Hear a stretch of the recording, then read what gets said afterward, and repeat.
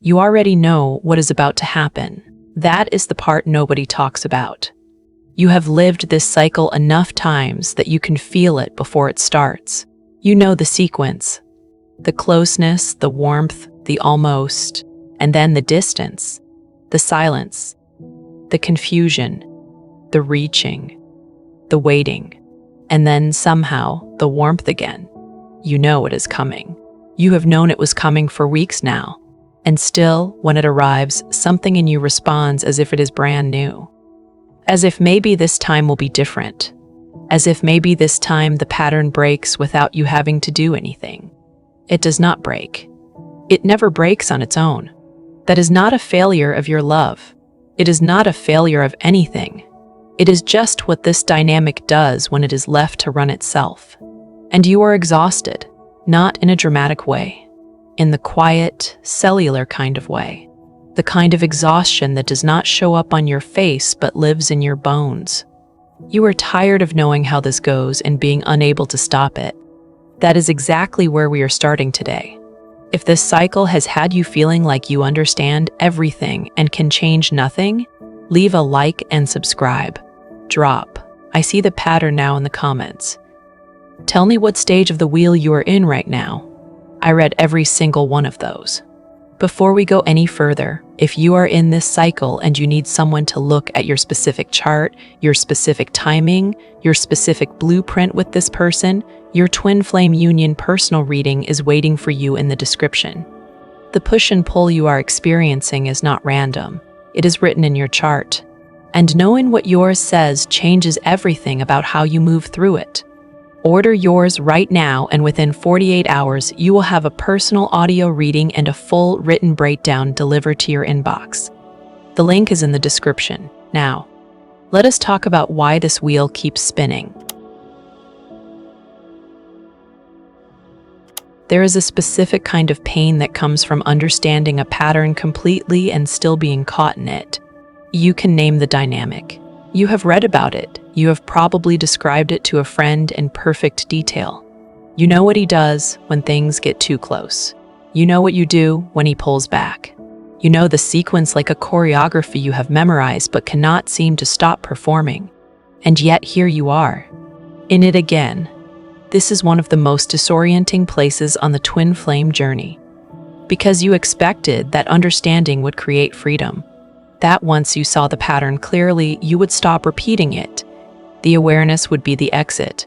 But awareness is not the same as change. And this is something attachment theory has been trying to tell us for decades.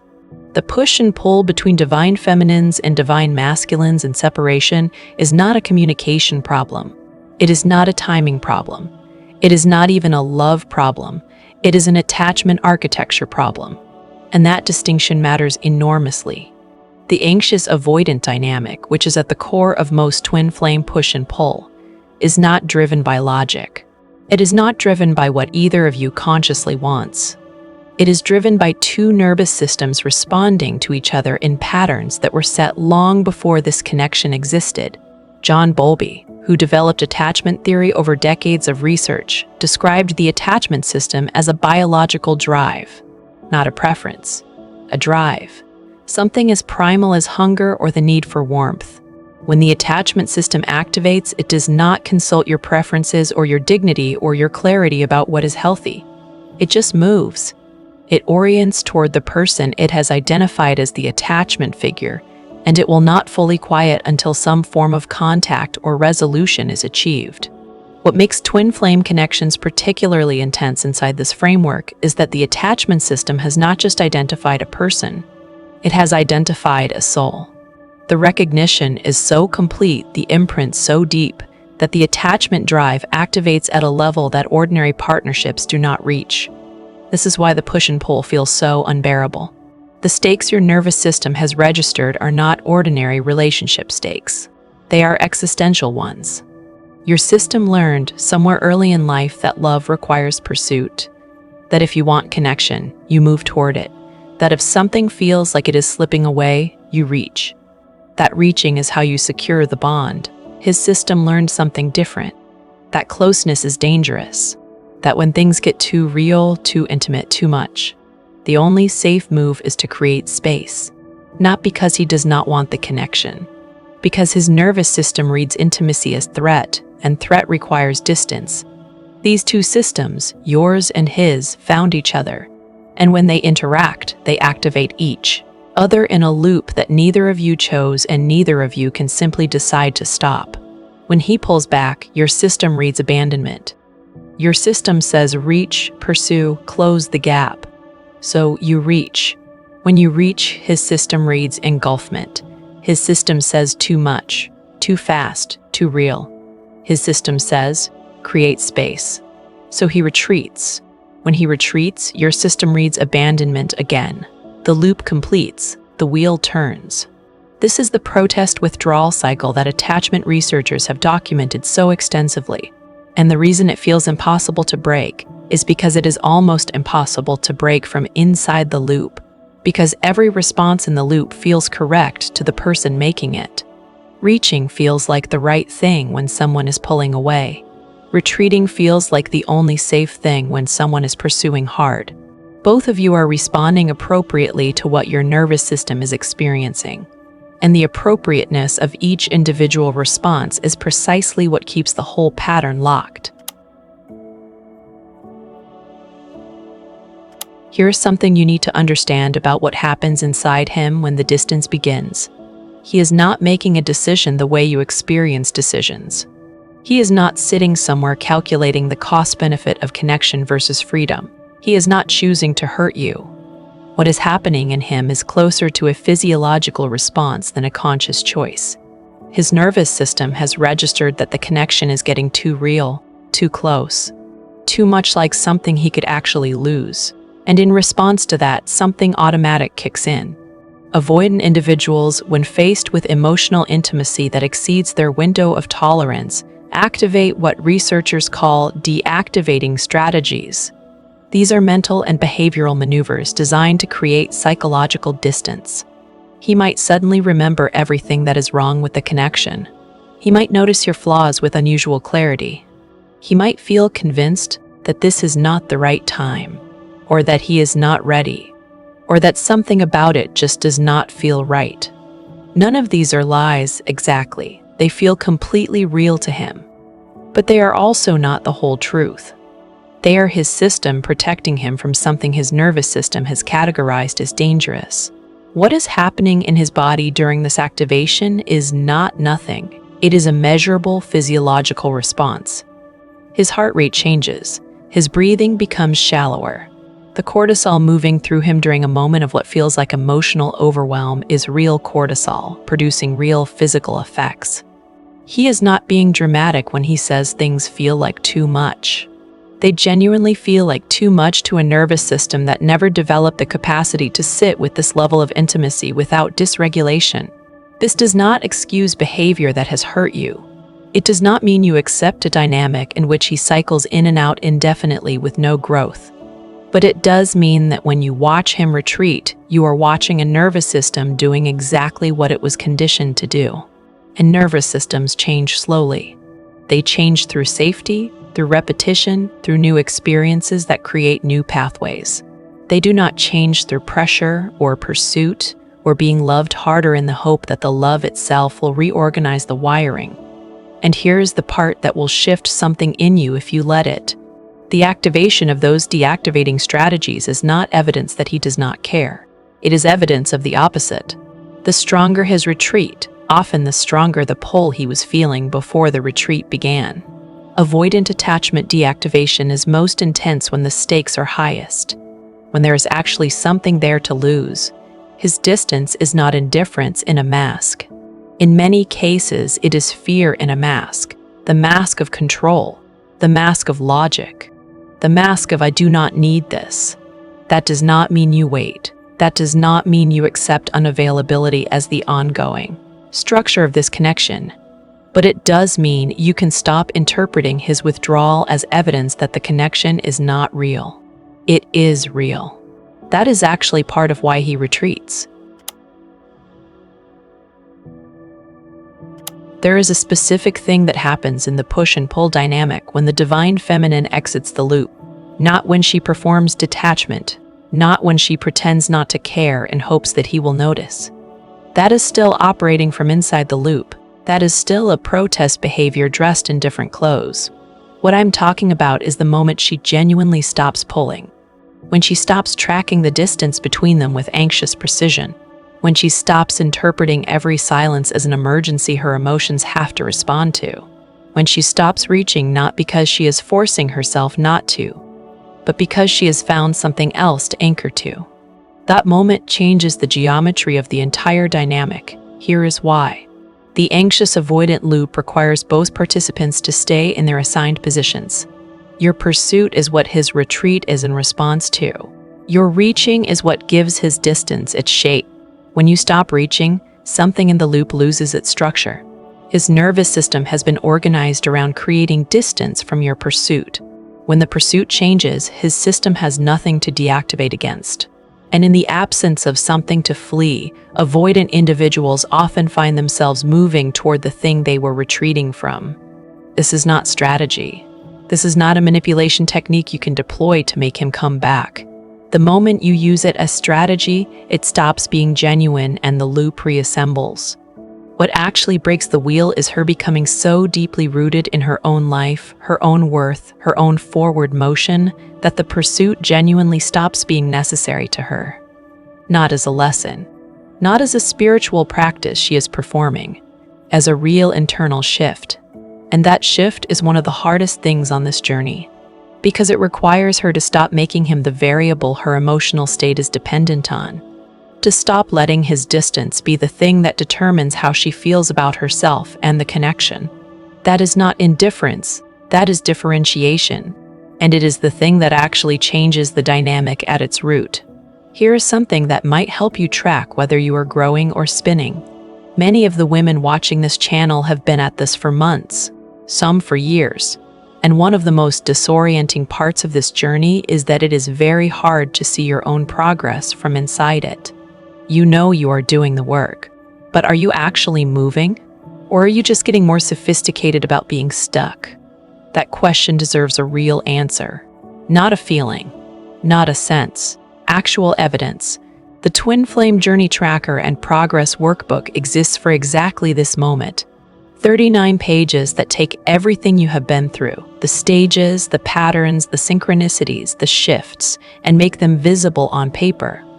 Not so you can analyze yourself, so you can actually see what is true. Because here is what I have seen happen with women who have no tracking system. They do real healing work for 3 months, real shifts, real growth. And then a hard week arrives and they look back and genuinely cannot see it. All they can feel is the hard week. The workbook changes that. The evidence is right there. It does not disappear when the hard week comes. You have been doing the work. At this point, you deserve to know it is working. The link is in the description. So, what do you do with all of this? Not what do you think. What do you do? Because the real problem with understanding the push and pull cycle is that understanding alone does not move you through it. You can describe the anxious avoidant loop to anyone who will listen and still be completely inside it. Insight is the beginning, not the destination. Here is what actually shifts things. The first thing is learning to recognize the moment your system activates. The exact moment the familiar sequence begins in your body. For most divine feminines, this is a sensation, not a thought. It is a tightening somewhere, a shift in how you are breathing, a restlessness that arrives before you have consciously registered what triggered it. Learning to catch that moment, the very first signal, before the behavioral response begins, is the entry point to changing the pattern. Because once you are in the behavioral response, the momentum is already carrying you. But at that first signal, there is still a pause available. A breath of space between what your nervous system is doing and what you choose to do next. That pause is where everything actually changes. The second thing is developing what the attachment researchers call earned security. This is not a state you are born into. It is not something that happens because the right person finally shows up and loves you correctly. It is something you build through practice, through consistently demonstrating to your own nervous system that your needs can be met without requiring someone else to provide them. Earned security means you can feel the pull of the old pattern and choose a different response. Not because you have forced yourself to, because you have practiced it enough times that your system has new pathways available. This is not a quick process. It is not something that happens in a single powerful moment of clarity. It builds over time, through repetition, through choosing the new response again and again, even when the old one feels more natural, more urgent, more right. One concrete way to begin building that security is to start tracking the moments when you do not reach. Not the dramatic victories, the small ones. The Tuesday afternoon where you felt the pull to check his social media and you did not. The moment you felt the familiar tightening and you breathed through it, and it passed without you taking the action your system was demanding. These small moments are the actual building blocks of change. They are easy to dismiss because they feel like nothing happened. But neurologically, something happened every time. A new pathway got practiced. The old one got slightly less automatic. And here's what happens to the dynamic when you develop that security. You stop being as activated by his retreats. Not because you do not care, because your sense of your own worth stops fluctuating based on his proximity. And when your system is no longer an emergency response every time he creates distance, you stop pursuing in the way that triggers his retreat. The loop loses its fuel. He will feel that change.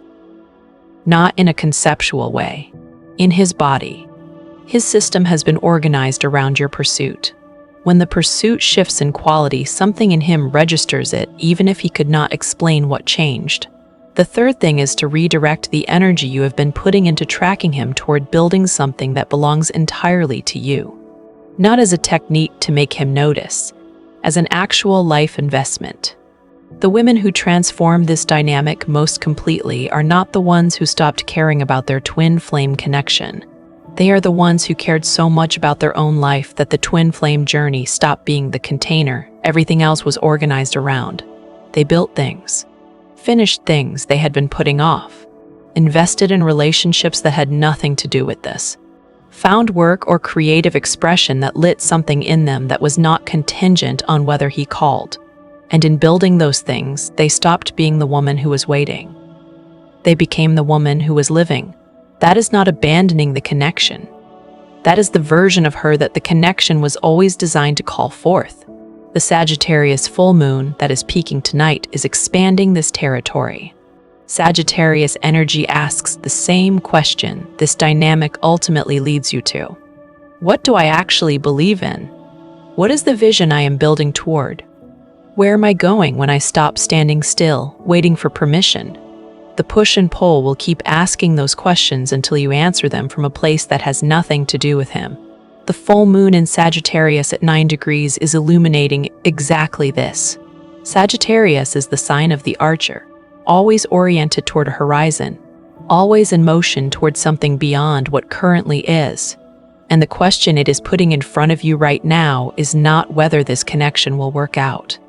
It is whether you have a horizon that is genuinely yours. A destination that exists regardless of whether he is standing next to you when you arrive. Jupiter, which rules Sagittarius, is currently in Cancer, forming a wide trine to tonight's moon. Jupiter in Cancer expands the emotional home.